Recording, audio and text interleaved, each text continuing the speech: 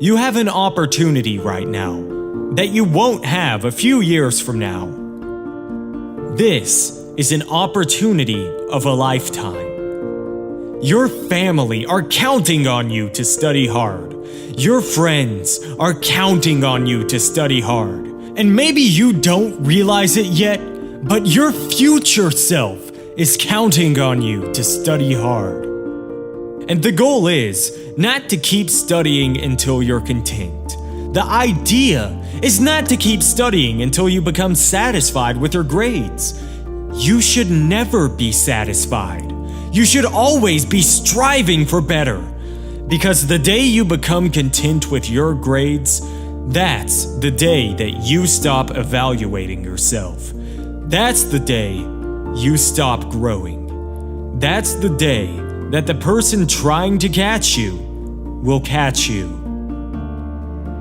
You have to take advantage of the once-in-a-lifetime opportunity that you have right now. You don't have to be the most talented, or the wisest, or the smartest, or the wealthiest.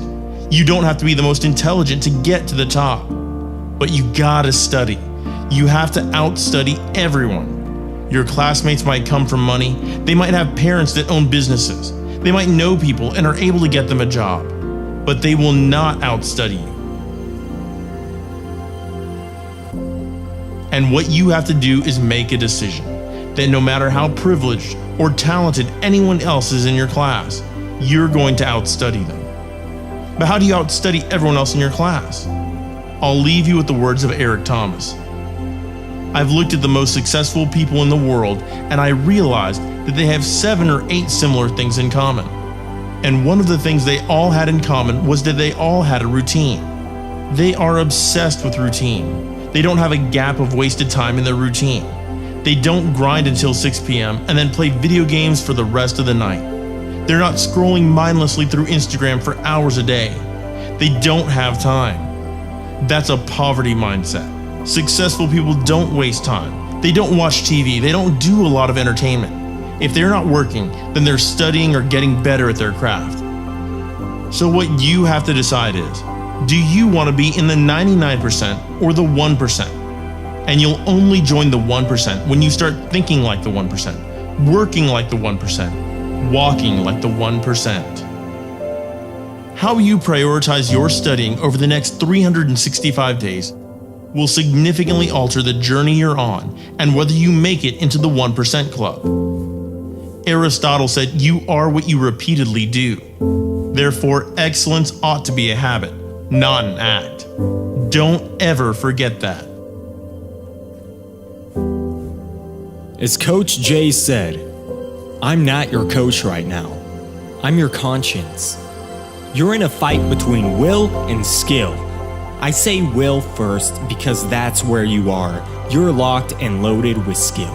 You're studying every day. You're putting in your work. You're buying everything. Your books, pens, notepads. You're making the investment. You're living your dream. You're walking like your dream. You're surrounding yourself with your dream. You're studying until late at night and waking up early to do it all over again.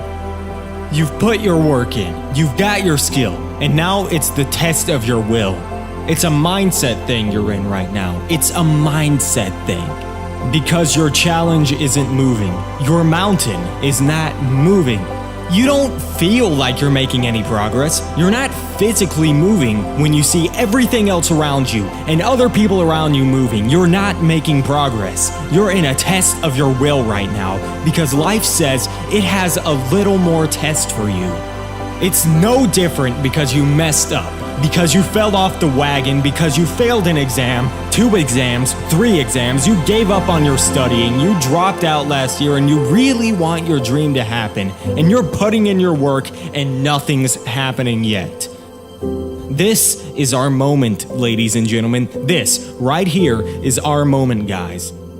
You've all got to think about that just for a minute.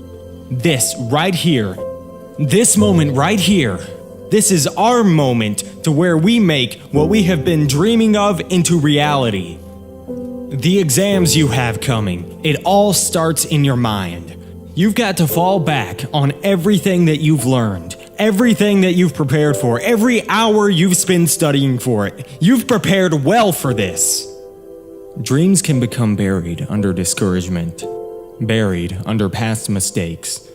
There are dreams buried under failed exams, buried under low self-esteem. It's easy to settle for average grades, even though you have all this potential buried on the inside. All of us have things that we're believing for, something we want to accomplish. Deep down, we know it's a part of our destiny. We can feel it so strongly, but then we hit some setbacks. We didn't pass the exam. Our results weren't good enough. If you do your part and start believing again, get your passion back. It's on the way. Go back and try again. The true mark of a champion is even though some dirt gets thrown on your dream, instead of letting it get buried, you keep shaking it off. You keep moving forward. You keep looking for new opportunities.